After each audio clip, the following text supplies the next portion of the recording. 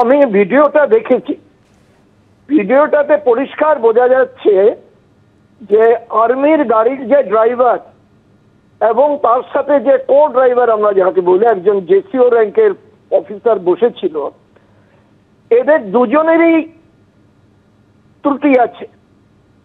যেইভাবে গাড়িটাকে ওরা রাইট টার্ন করেছে, যেখানে নো রাইট টার্ন লেখা সাইনপোস্ট রয়েছে, যেটা কো ড্রাইভার, সেটা ওকে অ্যালার্ট করা উচিত ছিল ড্রাইভারকে। ড্রাইভার গাড়িটা রাইট টার্ন করেছে এবং এতে একটা মারাত্মক অ্যাক্সিডেন্ট হলেও হতে পারত। এইটা লেন ড্রাইভ যেটা সেনাবাহিনীতে শেখানো হয়, সেই ড্রাইভিং রুলসটাকে এরা ভায়োলেট করেছে এবং পুলিশ এটাকে ঠিকই অ্যাকশন নিয়েছে, গাড়িটাকে দাঁড় করিয়েছে এবং দাঁড় করিয়ে যেখানে এটা ভায়োলেট করেছে সেটার ফটো ডকুমেন্ট যেটা এভিডেন্স, সেটা ওরা যখন দেখালো ব্যাপারটা পরিষ্কার। তবে একটা ট্রাফিক ভায়োলেশনের পেটি কেস বলে অনেকে, যে এইসব জিনিসগুলি কলকাতার রাস্তায় হয়, যে কোনো আর্মির গাড়ি বা কোনো সেন্ট্রাল গভর্নমেন্টের কোনো গাড়িতে হলে নিয়ম যেটা, এই ফটোটা পাঠিয়ে দেওয়া হয় সেই ডিপার্টমেন্টে। এবং আপনাকে আমি নিশ্চিত বলতে পারি এই ড্রাইভার এবং কো ড্রাইভার এর জন্য আর্মি এদের পানিশ করবে, ঠিক আছে।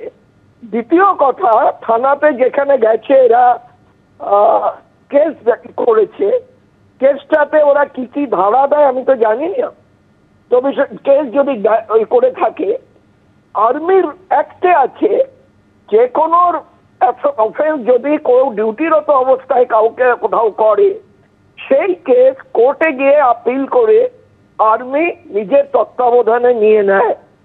শুধুমাত্র যদি কোনো সিভিলিয়ান মার্ডার কেস হয় বা সিভিলিয়ান রেপ কেস হয়, সেই ক্ষেত্রে আর্মি হয়তো নাও নিতে পারে, ঠিক আছে, বা কোর্ট আর্মিকে নাও দিতে পারে।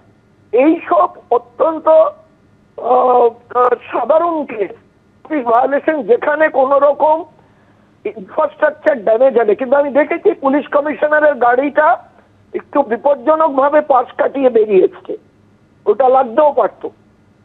তো এইটা আমাদের সেনাবাহিনীর যে রুলস রেগুলেশন আছে তাতে এদের দুইজনেরই ব্যবস্থা নেওয়া হবে এবং পুলিশকে অ্যাকশন টেকেন রিপোর্টটাও পাঠিয়ে দেওয়া হবে।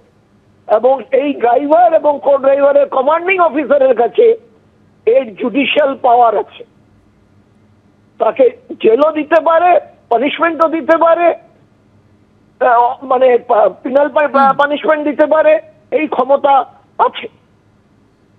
তো সেইভাবে এটা চলবে। কর্নেল দাস, ধন্যবাদ।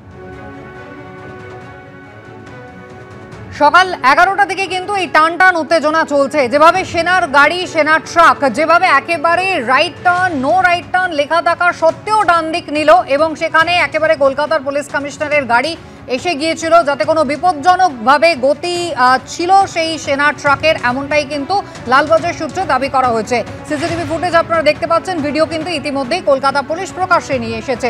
অন্যদিকে এই ঘটনা ঘটার পর একেবারে হেয়ার স্ট্রিট থানায় খবর দেওয়া হলো। হেয়ার স্ট্রিট থানার আধিকারিকরা তারা এসে পৌঁছলেন। সেনাবাহিনীর গাড়ি যে দুজন চালাচ্ছিলেন সেই দুজন চালকের সঙ্গে কথা হয়, তারা বলেন ফোর্ট উইলিয়ামে তারা যোগাযোগ করছেন, পরবর্তী সিদ্ধান্ত তারপরেই নেওয়া হবে। কলকাতা পুলিশের পক্ষ থেকে তাদের সঙ্গে ঠিক সেই সময় কি কথাবার্তা হলো দেখুন একবার।